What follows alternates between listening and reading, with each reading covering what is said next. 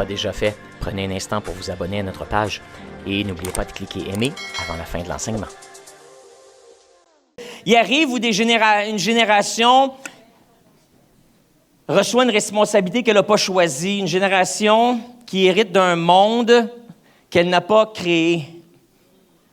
Un monde qui peut être spirituellement appauvri, un monde où les institutions sont affaiblies, où les problèmes sociaux sont accablants, une économie fragilisée et où la foi semble avoir disparu.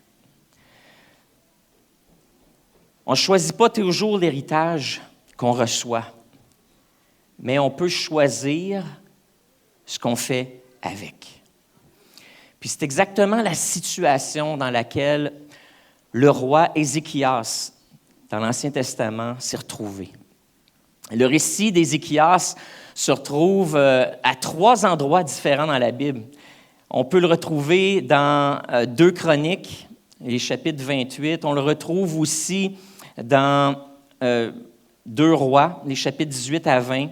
Et dans Ésaïe aussi. Même le prophète Ésaïe a parlé du roi Ézéchias et raconte certains épisodes de la vie du roi et de ses aventures avec le roi. Parce que le prophète Ésaïe a exercé son ministère, entre autres, sous le leadership du roi Ézéchias. De même que les prophètes Michée et Osée aussi. Donc, c'est intéressant de voir comment la Bible est interconnectée comme ça. Et on ne voit pas toujours ces choses-là, mais le roi Ézéchias a tellement eu un impact sur la culture et le peuple hébreu que ces récits ont été préservés à plusieurs endroits dans la Bible. La Bible nous dit qu'il avait 25 ans lorsqu'il est devenu roi. Et on va se prendre aujourd'hui les épisodes, on va se baser sur 2 Chroniques, entre autres le chapitre 29. 25 ans lorsqu'il devint roi, et il fit ce qui est droit aux yeux de l'Éternel. Mais pour comprendre le courage du jeune roi, il faut comprendre l'état catastrophique du royaume qu'il dirigeait et qu'il a hérité. Le père d'Ézéchias s'appelait Akaz. Certaines versions de la Bible vont dire Ahaz. C'était l'un des rois les plus tragiques de l'histoire du peuple d'Israël et du royaume de Juda. À cette époque-là, pour ceux qui ne le savent pas aussi, la nation juive avec les 12 tribus était séparée en 2 royaumes distincts. Au nord, on avait le royaume d'Israël et autour de Jérusalem, on avait ce qu'on appelait le royaume de Juda, qui était plus dans le sud, et puis les autres. Donc, on avait 2 tribus, Benjamin et Juda, qui étaient ensemble dans le sud, et les autres tribus, les 12 autres tribus, occupaient d'autres territoires autour et avaient leur propre roi. Et Akaz était roi sur le royaume de Juda. Et ce que la Bible nous dit dans 2 Chroniques 28, il marcha dans les voies des rois d'Israël et fit même passer, en parlant des rois d'Israël, les mauvais rois d'Israël, il fit même passer ses fils par le feu. Juste pour vous donner un exemple de la déchéance et comment cet homme-là s'était complètement tourné des voies de Dieu, il avait offert plusieurs de ses fils en sacrifice à des idoles. Il pratiquait le sacrifice humain. Il offrait aussi, dans 2 Rois, on raconte un peu aussi, il offrait des sacrifices et brûlait de l'encens sur les hauts lieux, sur les collines et sous tous les arbres verts. Donc, il avait mis des autels un peu partout dans le pays, toutes les collines, tous les points élevés. C'était souvent des points, ça, dans les traditions antiques où on allait adorer, on établissait des lieux de culte sur les collines et les monts élevés. Et voilà que, sous ces endroits-là, lui allait sacrifier et faire brûler de l'encens, faire des prières à des faux dieux. Finalement, dans un moment de rage et de rébellion contre Dieu, après une défaite écrasante, Akaz est rentré dans le temple et il a saccagé le temple. Il s'est mis à briser tous les outils qui étaient là, tout ce qui était utilisé pour le culte. Il s'est mis à tout. C'est comme si le pasteur rentrait dans l'église puis commençait à kicker les pianos, puis défoncer les pots de drum, puis garrocher les affaires. Il était enragé et qu'il a démoli tout. Et le clou de ça, c'est qu'après ça, il sort, puis il barre le temple.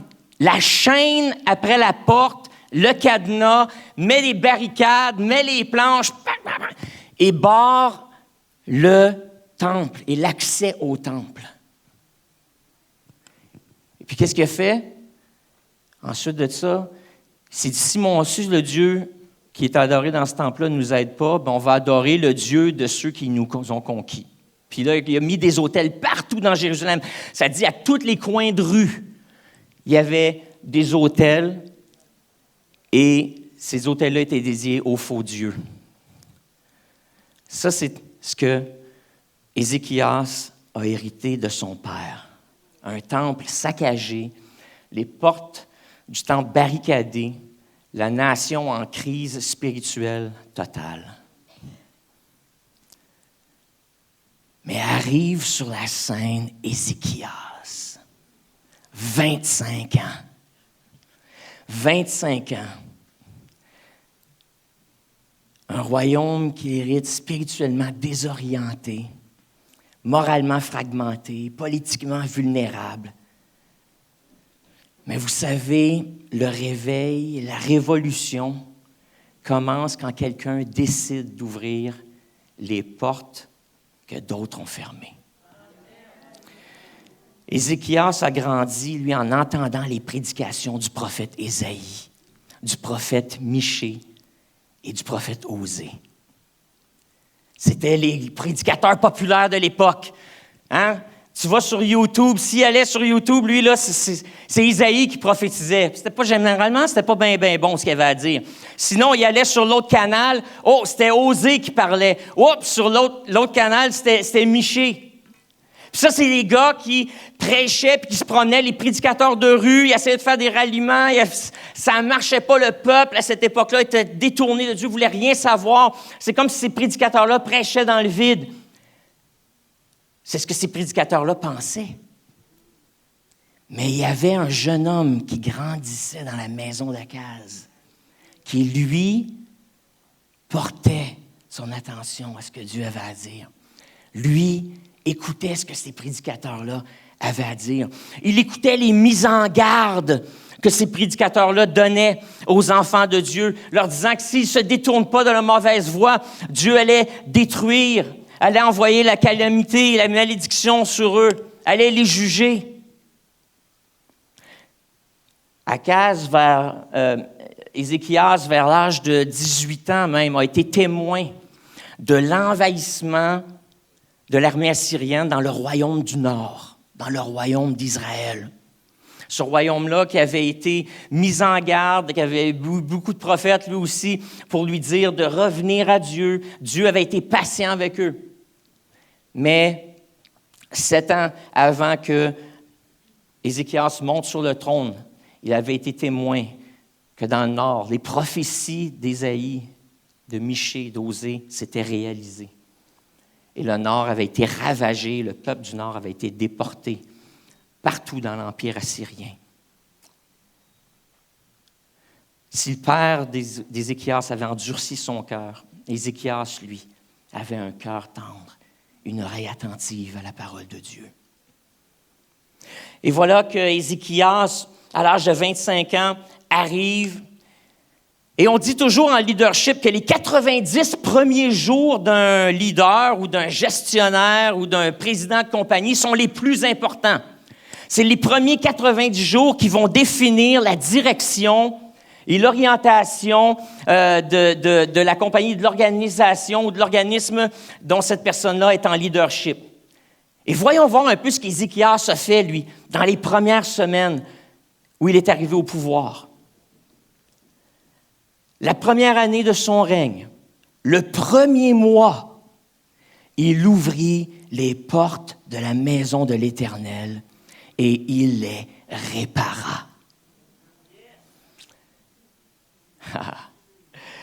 La première chose qu'il a fait, c'est de réouvrir l'Église. Première chose qu'il a fait, on enlève la chaîne, on casse le cadenas, on répare les portes. Et ensuite, il appelle tous les ouvriers qui étaient assignés au temple à nettoyer le temple, à réparer le temple, à faire les petites rénaux qu'il y avait à faire, à réparer le dégât que son père avait laissé dans le temple, à réparer les instruments, à réparer les outils, à réparer l'autel, à mettre du crépi un peu là, dans la brique, puis essayer de ramancher ça, un peu de peinture, et puis de rembellir le temple. Ça a pris environ 2-3 semaines là, à tout refaire à l'intérieur.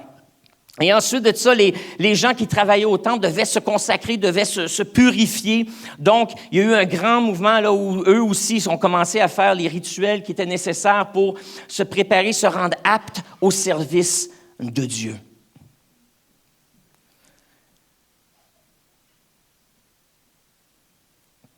Je veux vous dire que quand Dieu reprend sa place, tout se replace. Quand Dieu reprend sa place dans nos vies, tout se replace. Et je vais vous montrer comment ça s'est passé dans la vie d'Ézéchias et pour le peuple qui était sous son leadership. Et je veux m'adresser particulièrement aux jeunes adultes un moment. La vie d'Ézéchias m'inspire beaucoup. Et moi, je suis rendu à 51 ans, 52. Oh boy, je suis rendu là que je compte même plus. Je m'ennuie un peu quand j'avais 25 ans. Merci, oui. Je me sens que j'ai 25 ans dedans. C'est juste mon corps, là, quand je fais un peu de jogging, puis des affaires comme ça. Là, je me rends compte que je ne l'ai plus. À tous ceux qui sont vers la fin de l'adolescence, là, que vous êtes ici, ceux d'entre vous qui êtes déjà dans la vie adulte, vous êtes jeunes adultes, Ézéchias est un modèle très inspirant. Dans son récit, dans le livre des Rois, on dit « Il se confia en l'Éternel, et il n'y eut après lui aucun roi comme lui. » Et Ézéchias a initié un réveil. Le réveil commence souvent avec des jeunes qui refusent d'accepter le statu quo. Jeunes gens, l'Église de Carrefour et l'Église de Jésus-Christ a besoin de vous.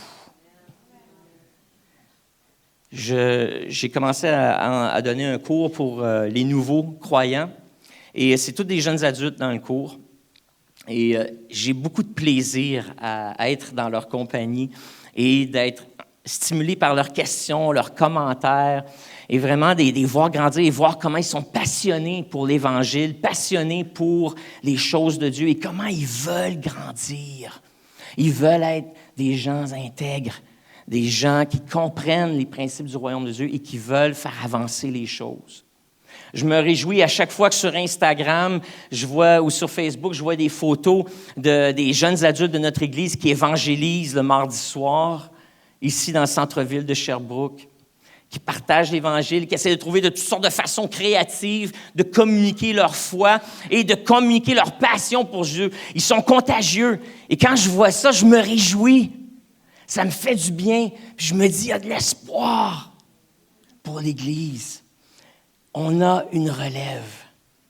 Et je sais que parmi nous, il y a deux types de jeunes adultes. Il y a ceux qui ont grandi dans l'Église et ceux qui ont grandi à l'extérieur de l'Église.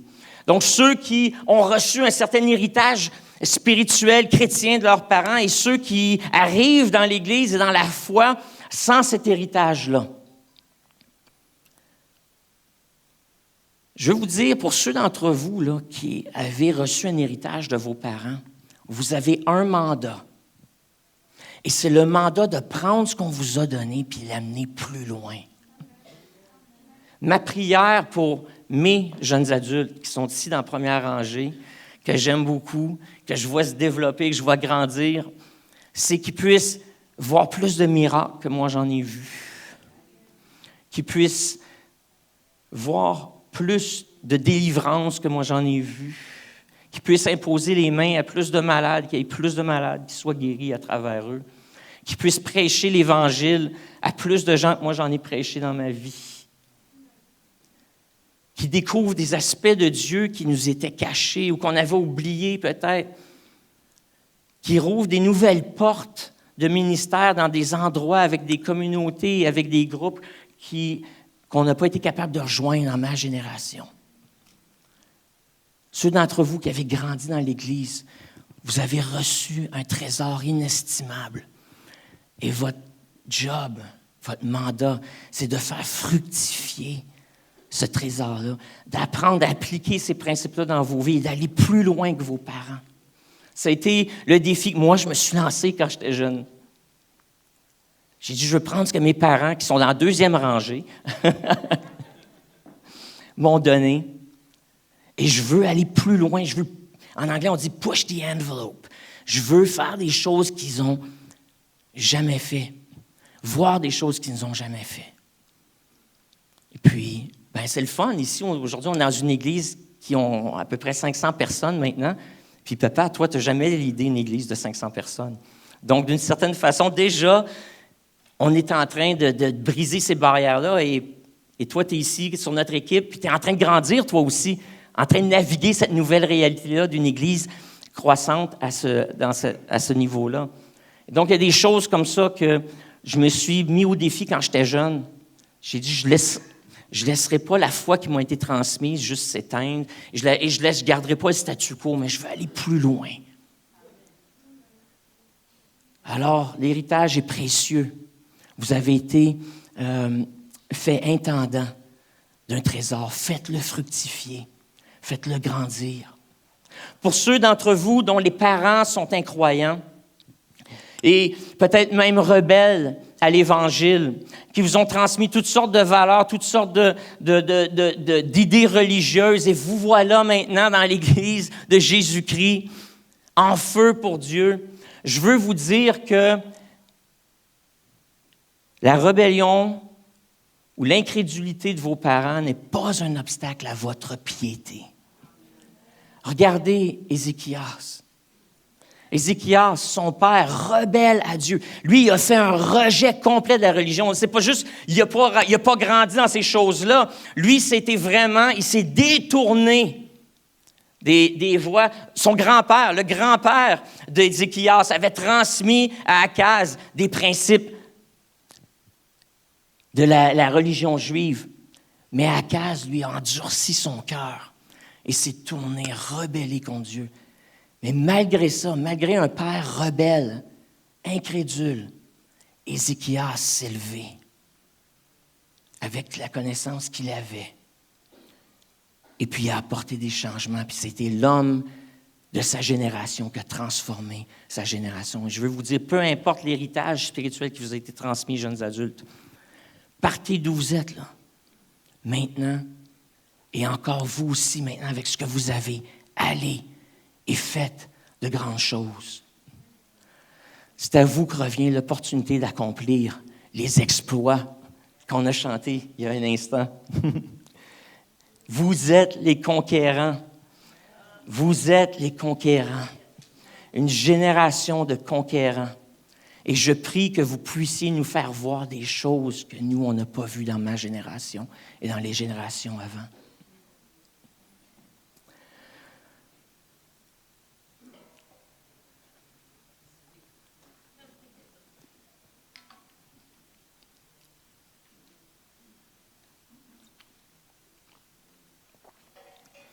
Voici les mesures que Ézéchias a mis en place lorsqu'il est arrivé là, dans les premiers 90 jours là, de son leadership. La première chose qu'il fait, c'est qu'il recentre l'identité nationale du peuple juif sur Dieu. Ces gens-là avaient perdu leur sens d'identité. Ils étaient dans une quête d'identité, mais là, ce qu'il avait fait, il avait adopté toutes les traditions des peuples autour. Des traditions religieuses et même des traditions barbares comme celle de sacrifier des enfants. Ils avaient perdu leur identité. Mais Ézéchias se lève et les ramène à l'essentiel. Puis au cœur de leur identité juive, un peuple choisi par Dieu, mis à part par Dieu, un peuple qui est allé chercher, au début, qui a fondé avec un homme qui était impuissant À l'âge de 99 ans, cet homme-là, Abraham, a eu un fils. Et voilà que le peuple de Dieu commence avec les descendants d'Abraham, Isaac et Jacob. Un peuple naît. Dieu est allé les chercher alors qu'ils étaient en esclavage en Israël, les a fait en Égypte. Il les a fait traverser une mer à sec et il les a amenés dans le pays de Canaan, qui est aujourd'hui là où le pays d'Israël est maintenant d'ailleurs. Et il leur a donné un pays à eux. A fait des esclaves, un peuple de gens libres. Mais ils avaient oublié ces choses-là. Ils ne lisaient plus ces histoires-là, ils ne se les racontaient plus. Et là, ils étaient devenus comme toutes les autres autour. Mais Ézéchias les ramène au cœur. Comment il fait? Premièrement, il rouvre le temple, mais ensuite purifie le temple, répare le temple. Ensuite, il rétablit tout le système de sacrifice dans le temple. Et aussi restaure aussi la louange, l'adoration. Si vous pensez que c'est moderne ce qu'on est en train de faire, de chanter pendant les réunions, de prier Dieu avec les instruments à cordes, les instruments avec les pots de drum, puis avec les claviers, on faisait la même chose il y a 2500 ans à l'époque, et même avant, c'était David qui avait instauré cette idée de l'adoration, de la musique. Il y a 3000 ans, dans le culte. Et ce qu'il fait, c'est qu'il répare les instruments que son père avait toutes défaites, toutes brisées. Et puis on recommence à faire de la musique dans le temple. On recommence à chanter les psaumes. On recommence à adorer Dieu, comme on l'a vécu ce matin. Il réorganise aussi, il détruit les idoles.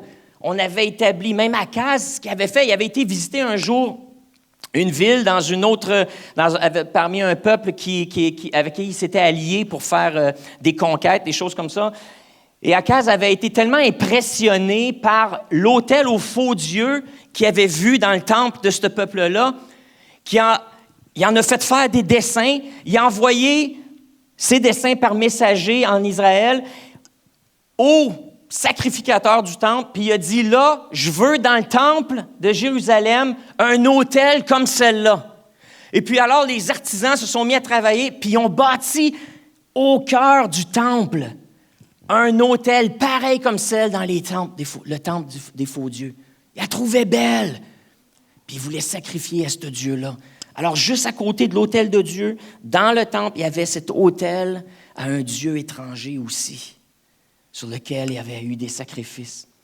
Alors, ça faisait partie de la révolution d'Akaz. C'était de démolir tous les vestiges de ces choses-là qui étaient consacrées aux faux dieux.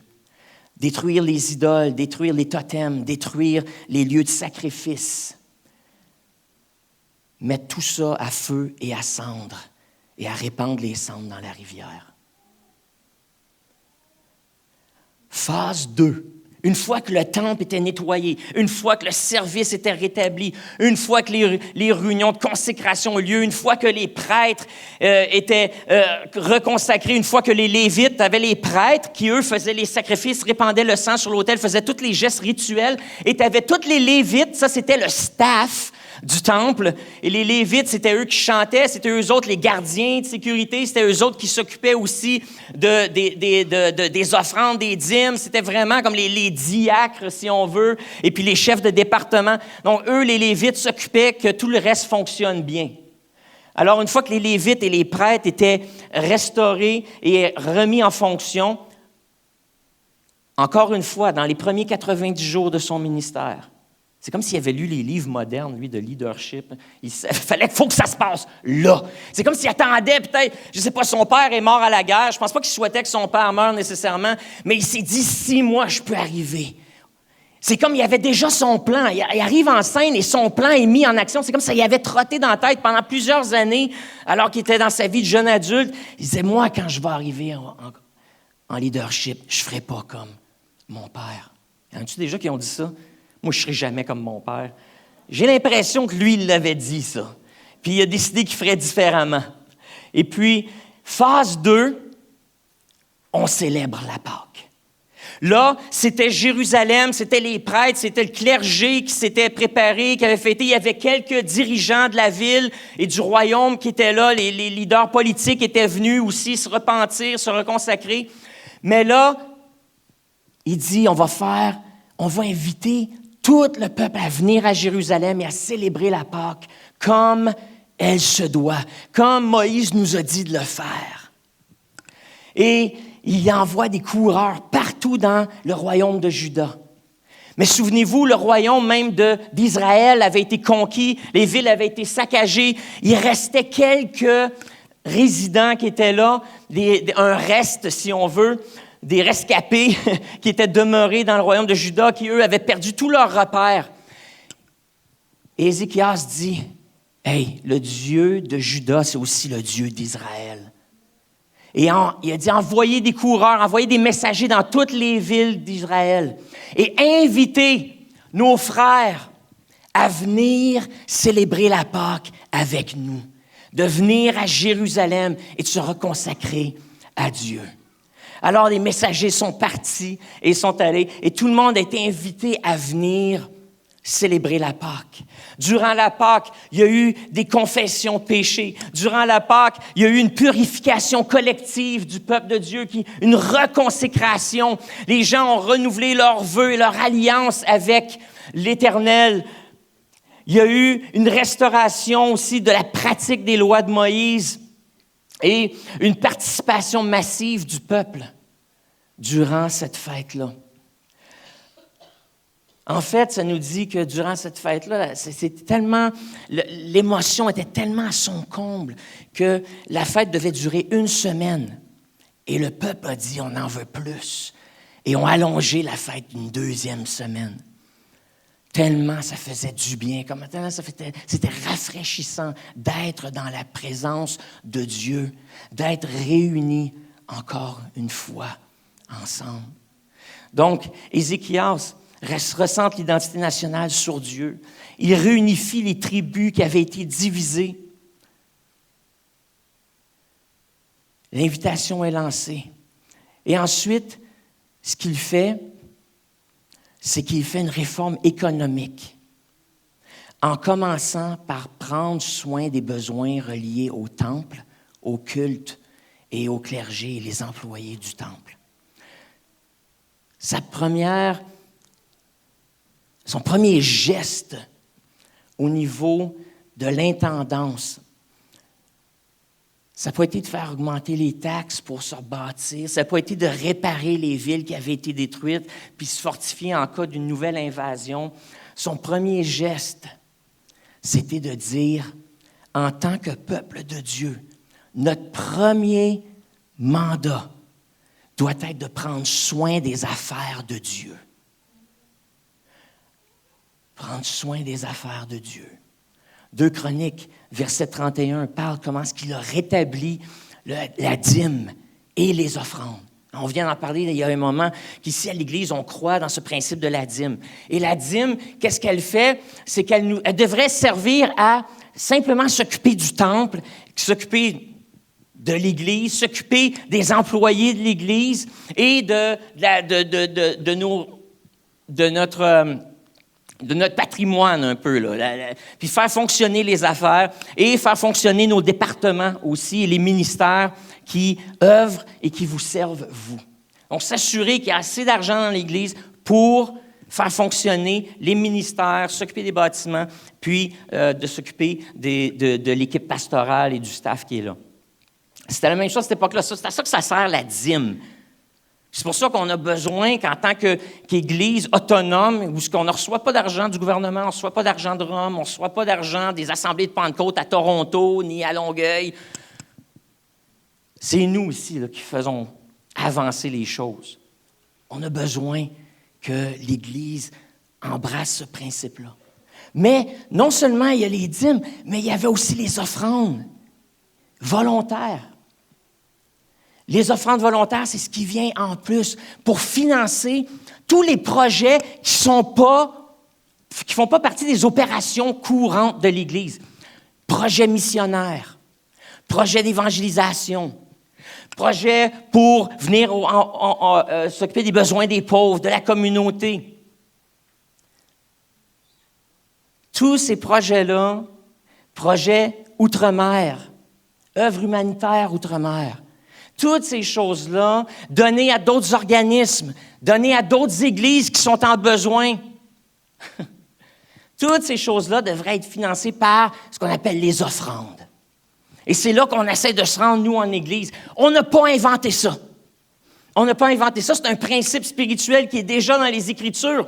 Et dans le réveil, dans l'enthousiasme d'Ézéchias, la première chose qu'il fait, c'est qu'il dit, il faut qu'on remette nos finances en ordre en tant que communauté. Et il lance l'appel à toute la communauté de croyants. Il dit, il est temps de revenir au principe de la dîme et des offrandes. Et de prendre soin des sacrificateurs, des Lévites, de leurs familles, et prendre soin du temple. Donc, il organise ensuite, par rapport à tout ça, toute une organisation, toute une logistique pour gérer les dons, les dîmes, les offrandes qui rentrent. Même, il construit des entrepôts, des choses comme qui vont servir juste à ramasser, entreposer ou mettre à la banque, créer des banques aussi dans le temple. La temple était aussi une grosse banque. C'est beaucoup d'argent qui se retrouvait là, qui était entreposé là. Et donc, il construit des entrepôts, il restaure les locaux qui appartenaient, qui étaient là pour les coffres-forts, pour garder les choses. Ça faisait partie de ce qu'Ézéchias a fait. Cette réforme économique a commencé avec une réforme au niveau de l'intendance et ramener les gens à ce principe que Dieu est le premier dans toutes choses, et même dans nos portefeuilles. Voulez-vous que je vous donne un petit secret? Je parlais tantôt du sondage, du recensement qu'on est en train de faire. La première chose que j'ai dit à l'équipe lorsqu'on a imprimé la feuille des 696 noms, j'ai dit, enlevez tous les... Parce que là, 696, ça faisait beaucoup de monde à appeler. La première chose que j'ai fait, j'ai dit à l'équipe, enlevez tous ceux qui ont donné en 2025 à l'Église de Carrefour. Parce que la Bible nous dit, là où est ton trésor, là est ton cœur. Donc, tous ceux qui ont contribué, qui ont reçu un reçu de charité, vous avez reçu vos reçus de charité, ceux qui ont donné, vous devriez les avoir. En tout cas, si vous ne l'avez pas appelé au bureau, on veut vous le donner. C'est bon pour vous autres. Et donc, c'est la première chose qu'on a fait. On a enlevé tous ceux qui contribuent parce qu'on s'est dit, ceux-là, on le sait qu'ils sont avec l'Église de Carrefour. Là où est ton trésor, là est ton cœur. Je n'ai pas besoin de me poser la question. Le reste, le dimanche, je ne sais pas toujours qui est là, puis on ne prend pas de présence. Donc, qu'est-ce qu'on fait? Les autres affaires, c'est ceux qui sont impliqués dans un ministère, actifs, réguliers, qui font partie d'une équipe. Généralement, on les voit souvent à l'Église, on les voit la semaine, puis tout ça. Donc, eux aussi, on peut les enlever de la liste. Ensuite, il reste les autres. On sait que vous êtes là, mais peut-être que vous n'avez pas contribué en 2025. Peut-être que vous n'êtes pas encore impliqué dans l'Assemblée et vous n'avez pas pris de responsabilité. Vous n'êtes pas un Lévite encore. Vous êtes un participant, mais vous n'êtes pas devenu Lévite. Les Lévites mettent la main à la pâte. Ils font avancer les choses. Alors, mon encouragement pour vous, répondez au sondage, puis maintenant, dites-vous, « Hey, combien je vais donner à l'Église cette année? Qu'est-ce que je peux faire dans l'Église pour faire avancer la mission de l'Église? » Non seulement apporte-t-il une réforme politique, mais le climat social a changé. La Bible nous dit, toute l'assemblée de Juda et les sacrificateurs et les Lévites et tout le peuple venu d'Israël et même les étrangers, les immigrants qui avaient immigré en Israël et en Juda étaient là à la fête. Ils se livrèrent à la joie et il y eut à Jérusalem de grandes réjouissances. Et depuis le temps de Salomon, fils de David, le roi d'Israël, rien de semblable n'avait eu lieu dans Jérusalem. OK, le roi Salomon, là, c'était 800 ans avant. Donc, il y en a eu des générations. Là. Pas 800 ans, excusez. C'était autour des années 900, puis là, on est en 700. Fait que ça fait 200 quelques années, 250 ans à peu près. Il n'y avait jamais eu de célébration comme ça. Quel a été le résultat?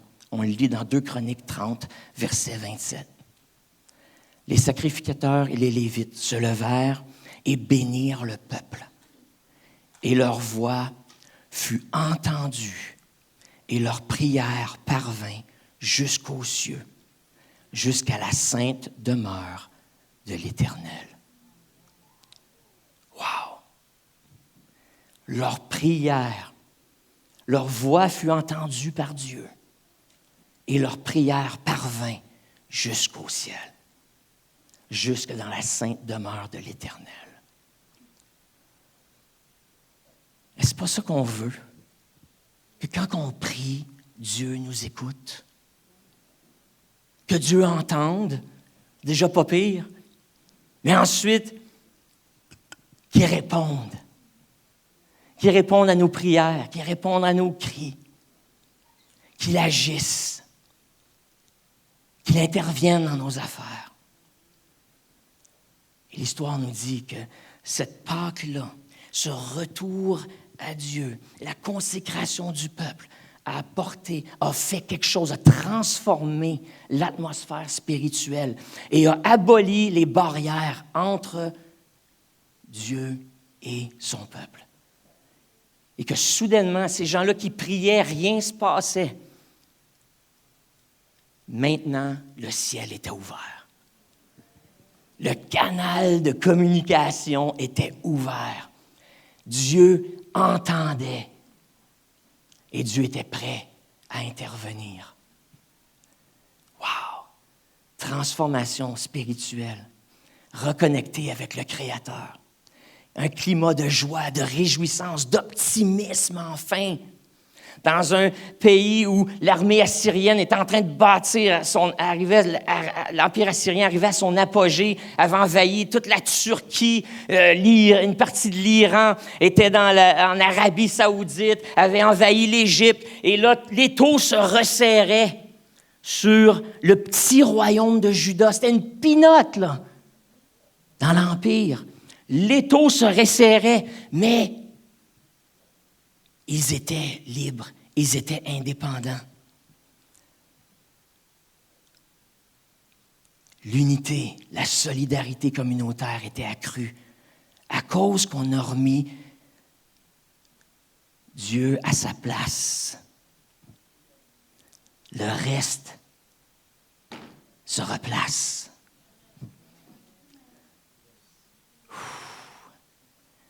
2 Chroniques. L'appel que Ézéchias a lancé, c'est l'apogée du réveil. C'était vraiment la réponse du peuple. Maintenant que vous êtes consacrés à l'Éternel, Ézéchias a dit, approchez-vous et offrez des sacrifices. Et les gens sont arrivés avec ce qu'ils avaient de meilleur. Ils ont donné à Dieu. C'est ça, cette histoire-là, entre autres. Ce qui est beau, c'est que le peuple a donné ce qu'il avait de meilleur. Ils ont emmené au plus de bétail et d'animaux qu'ils pouvaient pour sacrifier. Ils ont amené leur trésor à la maison de l'Éternel. Ils sont venus, sont sortis chez eux, puis sont allés, puis ils étaient présents au temple. Ils ont fait le voyage, ils ont fait le pèlerinage pour être là, avec la communauté, au milieu de l'assemblée. Ils ont donné le meilleur de leur temps, le meilleur de leur horaire. Ils ont pris une semaine de congé de plus pour être là à la fête de Pâques. Mes amis, je veux vous inviter à la fête de Pâques, qu'on va célébrer ce 5 avril. Ne manquez pas la fête de Pâques. Ne me forcez pas à envoyer des messagers sonner à votre porte. J'ai déjà envoyé des messagers, vous appelez au téléphone. J'ai commencé par ça. Ne manquez pas la célébration de Pâques. On va faire une Pâques comme vous ne l'avez jamais vécue ici à l'église de Carrefour. On a loué cette salle de 500 personnes parce qu'on sait qu'il y a 500 personnes qui gravitent autour de notre église. S'il faut rajouter des chaises, on va en avoir d'extra. Amenez vos amis, amenez vos familles. Amenez ceux peut-être qui ne sont plus à l'église, mais ils ne fréquentent pas d'autres églises. Allez pas voler des chrétiens dans les autres églises, s'il vous plaît, ne faites pas ça. Donc, cette célébration-là, elle est pour nous, pour la communauté du Carrefour. Alors, Mais amenez ceux qui ne vont pas dans une église, ne fréquentent pas une église, ont abandonné l'église, invitez-les, amenez-les. Allez dans les ruelles, invitez des gens à venir. Le 5 avril, on s'attend à une manifestation de Dieu extraordinaire. On veut célébrer la royauté de Christ. Je veux vous dire qu'en lisant ce passage-là, c'est quoi une des applications contemporaines? C'est que, je veux vous dire, je ne prétends pas être Ézéchias. Je veux vous rassurer, quand je lis ce passage-là, oui, je prends des principes de leadership pour ma propre vie à travers le leadership d'Ézéchias. Mais je veux vous dire que nous avons déjà notre roi. Il s'appelle Jésus-Christ. On l'a chanté tout à l'heure. Jésus-Christ est notre roi. Jésus-Christ est notre leader suprême, notre chef suprême. Jésus-Christ est à la tête du peuple et la communauté dont on fait partie. C'est Jésus-Christ notre roi. Là, je veux vous dire aussi que la première phase du réveil d'Ézéchias, celle de la consécration, de la restauration du temple, elle est déjà accomplie. Jésus l'a accompli à la croix avec son sacrifice. Cette phase-là du réveil est déjà commencée.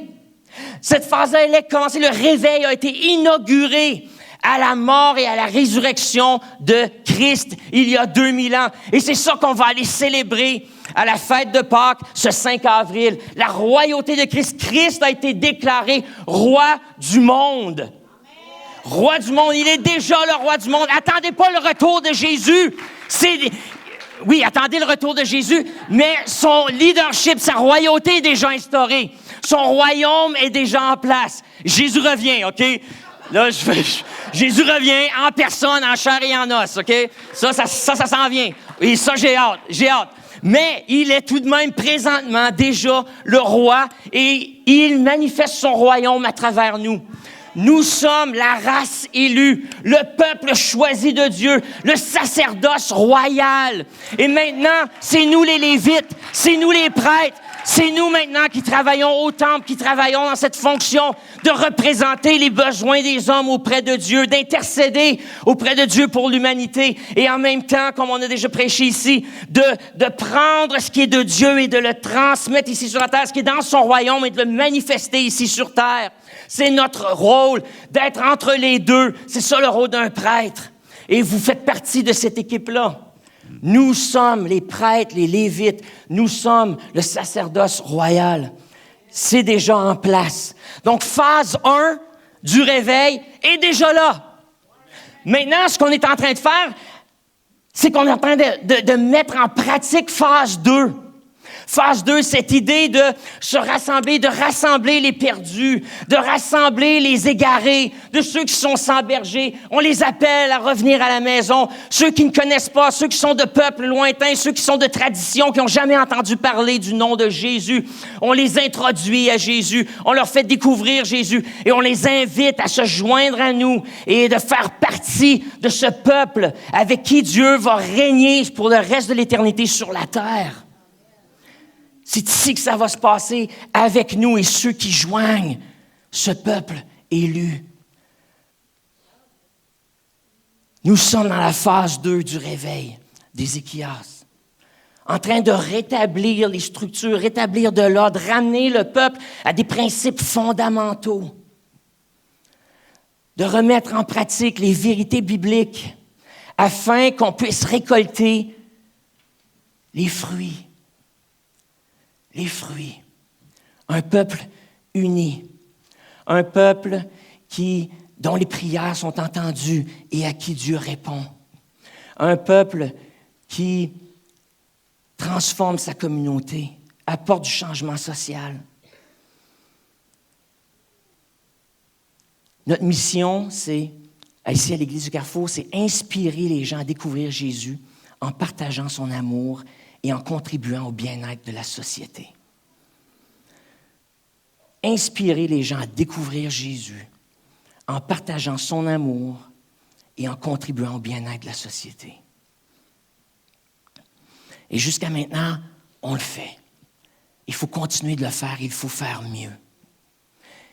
Et je vous invite, alors qu'on se prépare pour la grande Pâques du 5 avril, alors qu'on médite sur les récits de la vie d'Ézéchias et ce qui s'est passé, ce réveil, cette réforme qui a eu lieu sous son leadership, Alors que je vous lance cet appel-là de revenir aux principes fondamentaux de communauté, de se sanctifier, de se préparer. Il y a différentes choses qu'on a mis en place pour se préparer d'ailleurs pour la Pâque qu'on va célébrer. On va décréter 3 jours de jeûne et prière à partir du mercredi et jeudi avant le vendredi saint. Oui, on vous met au défi, Église de Carrefour, en tant que communauté, de jeûner à l'eau pendant 3 jours. Ceux qui ne l'ont jamais fait, vous allez avoir du fun. Ceux qui l'ont déjà fait, vous autres, vous êtes comme, il n'y a rien là. fait qu'on a les 2 réactions. C'est comme, yeah, les amen, puis les, ouh, qu'est-ce qu'il dit là, lui? OK? C'est pas épeurant, mais c'est une manière, dans une société où on est tellement habitué toujours de rajouter des choses dans nos vies, où là, pendant 3 jours, on va extraire des choses de nos vies pour pouvoir se concentrer sur Dieu. Au lieu de rajouter, on enlève. On enlève de la nourriture, on ferme nos téléphones, on ferme la télévision, on enlève ces distractions et on se concentre sur Dieu. Et on se prépare à la grande fête. C'est une consécration. C'est pas pour votre salut qu'on fait ça. Ça, c'est déjà fait. Phase 1, c'est déjà fait. Vous êtes sauvés, les sacrifices ont été faits. Maintenant, c'est plus un acte de consécration, qui est un autre aspect de la vie chrétienne, où ce qu'on se donne, et c'est nous qui s'offrons en sacrifice d'action de grâce, en sacrifice de reconnaissance à Dieu. Et on offre tout ce qu'on a et ce qu'on a de meilleur. C'est pour ça que cette journée-là, on vous invite à venir dans vos plus beaux habits. Vous avez reçu le communiqué par courriel. Certaines personnes m'ont dit, Pascal, sur le courriel, le communiqué, c'était inscrit « Venez dans un habit solennel ». Me semble solennel, ça veut dire funérailles. Non. Solennel veut dire un grand événement. Un événement royal même. Alors, je vous invite le 5 avril à fouiller dans vos garde-robes et trouver vos habits les plus beaux. Peut-être un vieux veston, une vieille cravate des années 70 que tu n'as pas remis depuis. Écoute, c'est la seule affaire que tu as, mets-le. Mais si vous avez vos habits traditionnels des communautés ethniques où vous venez, mettez vos beaux habits colorés. Je veux que le temple, je veux que l'endroit où on va se réunir soit aux couleurs de Pâques, que ce soit beau. Et je veux qu'on vienne avec ce qu'on a de meilleur. On va s'être consacré pour amener le meilleur de notre cœur. Et je veux qu'on arrive là, préparé même dans nos habits, on va offrir ce qu'il y a de meilleur. J'aime ça prêcher en jeans. J'aime ça juste avoir un chandail ou un T-shirt sur le dos. C'est confortable, c'est bien, il n'y a pas de problème avec ça. Mais cette journée-là, je veux qu'on fasse des gestes qui sont symboliques et qui expriment à Dieu notre dévouement total et absolu. Et je veux même que ça se reflète non seulement dans nos louanges, notre adoration, mais que ça se reflète aussi dans nos habillements. Alors, commencez à penser à ça. Qu'est-ce que je vais mettre à Pâques? Alors, on vous appelle, frères et sœurs, préparez vos cœurs pour Pâques. Et on a eu à cœur cette année de ne pas reproduire exactement ce qui est dans l'Ancien Testament. On ne peut pas, c'est un différent contexte. Mais il y a des principes spirituels qui sont là, je pense, qui sont transférables. La générosité, c'est universel et intemporel. La présence de Dieu, rechercher la présence de Dieu, d'être ensemble, c'est universel, intemporel. De se consacrer à Dieu, c'est universel, intemporel. Alors, cette année, ce qu'on veut faire, c'est le faire d'une façon concrète, différente de ce qu'on fait le dimanche. Dimanche, c'est une expression de ça. Mais là, dans 3 semaines, on va aller over the top, comme on dit en anglais, au-delà des attentes. Et vraiment renverser les choses. Et on croit que ce geste-là, non seulement va mobiliser notre Église, non seulement va nous stimuler dans la mission que Dieu nous appelle à faire, mais aussi va nous aider à atteindre les objectifs qu'on s'est donnés au niveau des ministères, au niveau des finances, au niveau de l'impact social qu'on veut faire. 500 personnes unies d'un même cœur qui mettent la main à la pâte, des Lévites, des prêtres consacrés, peut transformer une génération. Alors, c'est ce que nous sommes appelés. Seigneur, tu es bon, tu es grand. Tu es le Dieu de toutes les générations. Et particulièrement le Dieu des chrétiens. Tu es notre Dieu. Jésus, tu es notre roi. Et tu règnes déjà. Et ce que tu es en train de faire présentement, dans cette phase 2 de notre Église, de reconsécration, de restructuration, d'avoir une vision plus grande, tu nous appelles à se regarder, à sonder nos cœurs, à écouter ta voix, Saint-Esprit, et dire où est-ce que je dois remettre de l'ordre? Où est-ce que Dieu doit reprendre sa place dans ma vie, dans mon foyer, afin que les choses se placent?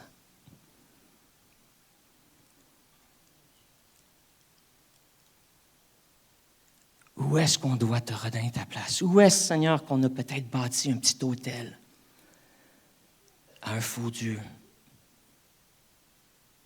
Où est-ce qu'on a bâti un petit hôtel peut-être à nous-mêmes et qu'on s'est fait Dieu, qu'on a pris ta place?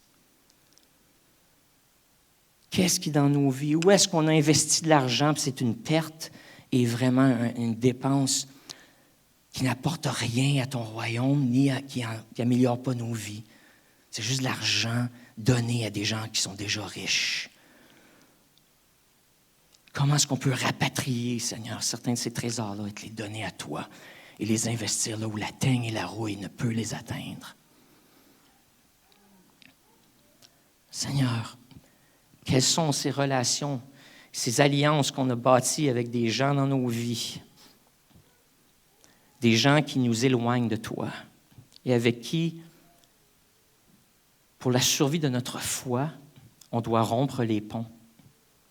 Parce qu'on n'est pas assez fort pour être une influence sur eux, c'est eux qui sont une influence sur nous.